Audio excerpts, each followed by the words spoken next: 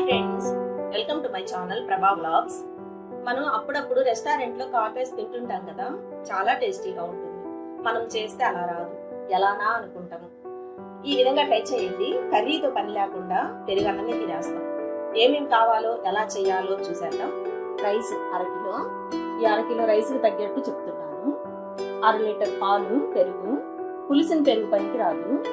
చేసుకోవాలి అనుకున్న రోజు మార్నింగ్ వేసుకోవాలి. 4 గంటల్లో పెరుగు అయిపోతుంది. వెంటనే కలిపేసుకోవాలి. అప్పుడే పెరుగన్నం టేస్ట్ ఉంటుంది. యాపిల్ ముక్కలు సన్నగా తరిగినవి 1 కప్పు, దానిమ్మ గింజలు 1 కప్పు, క్యారెట్ 1/2 కప్పు. ఇవి పుల్ల ద్రాక్ష కాదు, తీయటి ద్రాక్ష. ఇది 1 cup. Green chilli, red chilli తగినంత సాల్ట్, చక్కెర 1/2 స్పూను, తాలింపు గింజలు, ఎండుమిర్చి, కరివేపాకు, తగినన్ని వాటర్. ఇప్పుడు ఎలా చేయాలో చూద్దాం. మిక్సీ గిన్నెలో ఈ అన్నం సగం వేసుకొని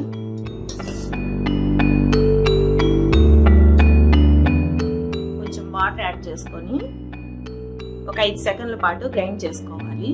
మరీ మెత్తగా కాకుండా ఇలా సగం అన్నం గ్రైండ్ చేసుకుంటే సరిపోతుంది.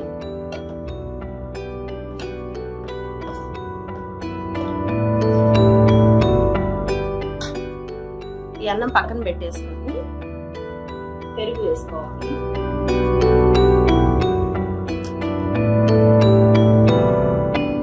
పెరుగులో చక్కెర వేసేసుకొని ఇది కూడా గ్రైండ్ చేసుకోవాలి. ఈ పెరుగులో మేగడ తీయకూడదు, మేగడతో పాటు గ్రైండ్ చేసుకోవాలి. ఇది వేసేసుకోవాలి.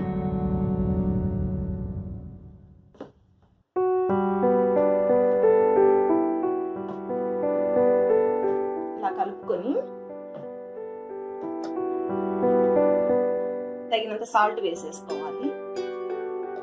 దీనిలో యాపిల్ ముక్కలు, ద్రాక్ష పళ్ళు, దానిమ్మ పప్పులు, క్యారెట్ తురుము మొత్తం వేసుకొని కలుపుకోవాలి.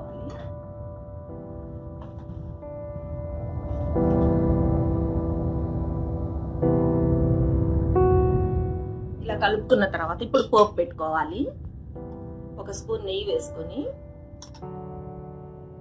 ఎండుమిర్చి, పోపు గింజలు, కరివేపాకు ఇవి 1 నిమిషం వేయించుకొని రెడ్ చిల్లీ, గ్రీన్ చిల్లీ వేసి 1 నిమిషం మళ్ళీ వేయించుకోవాలి. ఇలా వేయించుకున్న పోపుని అన్నంలో వేసేసుకోవాలి. కలుపుకోవాలి. మొత్తం ఉప్పు చూసుకొని సరిపోయిందో లేదో, అప్పుడు సర్వ్ చేసుకోవాలి. చాలా టేస్టీగా ఉండే పెరుగన్నం రెడీ అయిపోయింది. మీకు ఈ వీడియో నచ్చితే లైక్ చేయండి, షేర్ చేయండి, కామెంట్ చేయండి. మరిన్ని వీడియోల కోసం మా ప్రభా వ్లాగ్స్ ని సబ్స్క్రైబ్ చేసుకోండి.